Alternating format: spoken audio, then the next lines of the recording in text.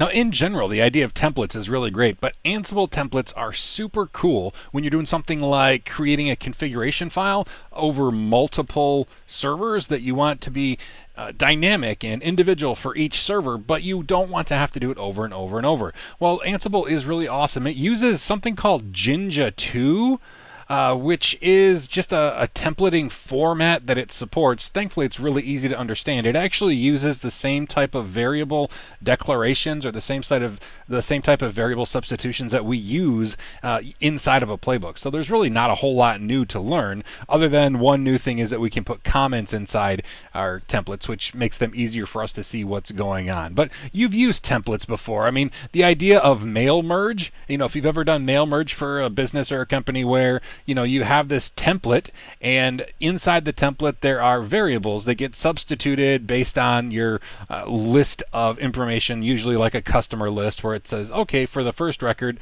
the address goes here, and then the first name here, and then interesting bit of data we have about the person here and here, so it seems like it's a personalized letter. Now, you would never get some horrible form letter like that from us. Now, you would talk to us directly by calling learner support. But the idea is this is how mail merge works. It uses this templating format right here, and then it generates custom forms in the end of it. And the same exact thing happens in Ansible, except we can create custom configuration files or custom text files on our individual client computers, whether that is an etc. hosts file or it's something like index.html. Whatever it is, it can be unique and specific for the particular computer it's on based on variables or facts that we can gather about those individuals. So let's do that using Apache. Let's make some HTML files that are individual to our individual computers, and you'll see how powerful that is and really how easy it is to do.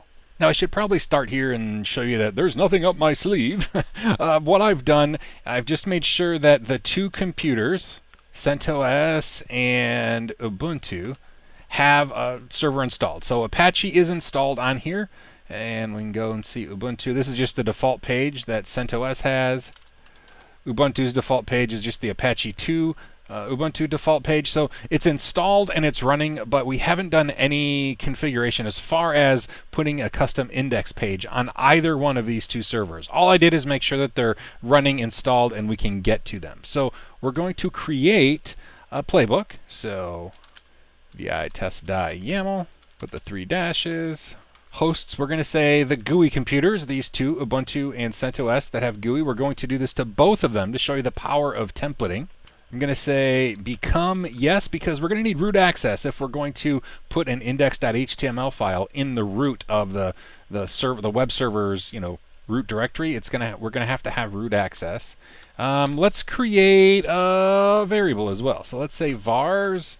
Let's say file version, and let's say that this is 1.0. So we're just going to assign this variable file version 1.0. And this is so if you're creating different dynamic HTML files and you want to make an update, you can keep track of what version or what file version is on each individual server. So make that variable. We'll say tasks, and here let's name this task install index. All right, and we're going to use the template module. It's just another module, just like every other module we're doing, but this time it's going to be the template module. And remember, we have to do indentation, white space matters, inside of our YAML file.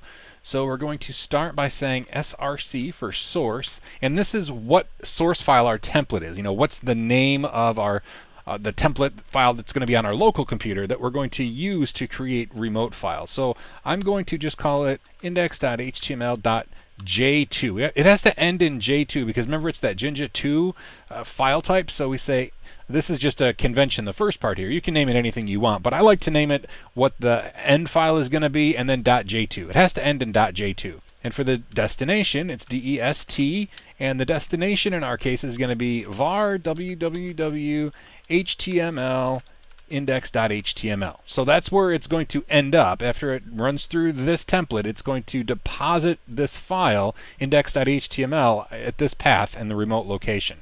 Now we could do something, we could say something like mode. This has a lot of features, just like the copy file would have, or the copy module would have.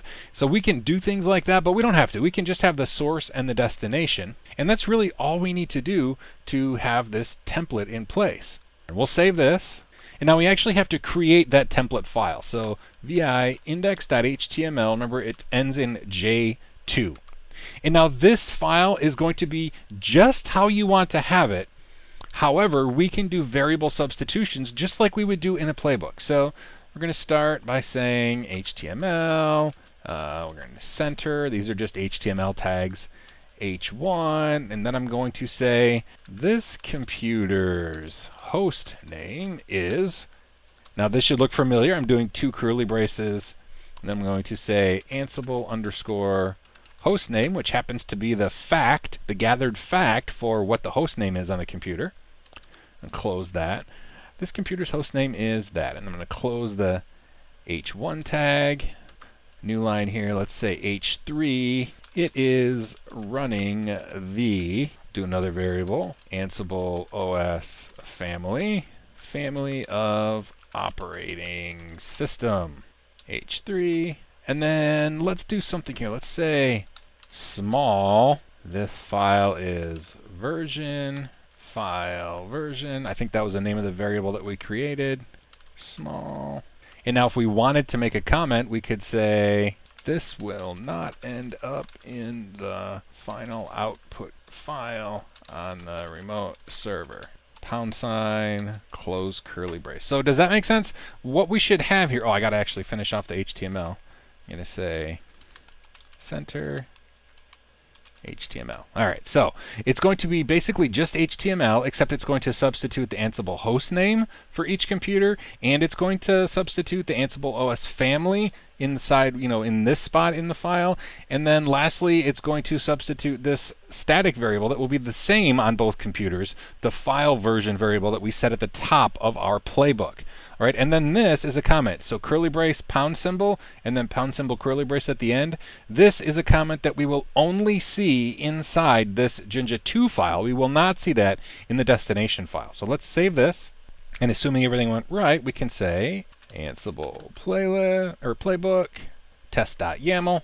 And hopefully it's going to use that template and copy those files. Now it said there were 2 changes. Okay, so there were 2 changes on there. And first of all, let's just look and see if our results are correct. All right, let's look over here and say http://CentOS. This computer's host name is CentOS 7. It's running the Red Hat family of operating systems, and the file version is 1.0. So it looks like it substituted everything correctly. Let's do Ubuntu to make sure that it's different.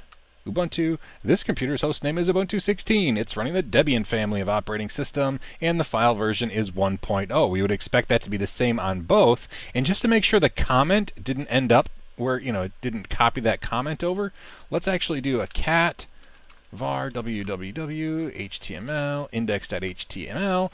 Here's the stuff. It is substituted. Notice there aren't any like curly braces or anything. It just literally took the variable and substituted the text in when it created this text file. So you'll see it's actually literally the text Ubuntu 16, and this is here. But notice there's no comment file in the end. That comment file only stays in the template. It's only to help you make notes of your template changes rather than to try to, make a comment over here. And that's really all there is. Templates are awesome and powerful, and like most things with Ansible, they tend to be really, really simple. If we did this again, you would expect that since there's no changes, boom, there's no changes. No changes were made at all. Nothing was done because the files that when it substituted those variables, nothing changed. However, let's say we wanted to make a simple change.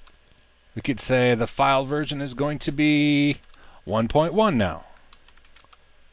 All right, now if we do Ansible Playbook, both of them are going to change because there is a difference, right? Each changed. CentOS changed and Ubuntu changed. And if we hit refresh, you should see it's the same, except now it says the file version is 1.1. If that seemed too easy or too good to be true, that's because Ansible templates really are that easy to use. I love that it uses the exact same variable substitution with the double curly braces that we use inside of a playbook, because it's one less thing that we have to learn, right? We can use that same format, and whether or not you use comments doesn't matter. You don't have to use comments in your templates, but you can to make your templates more readable, knowing that it's not going to export in the final destination file. I hope this has been informative for you, and I'd like to thank you for viewing.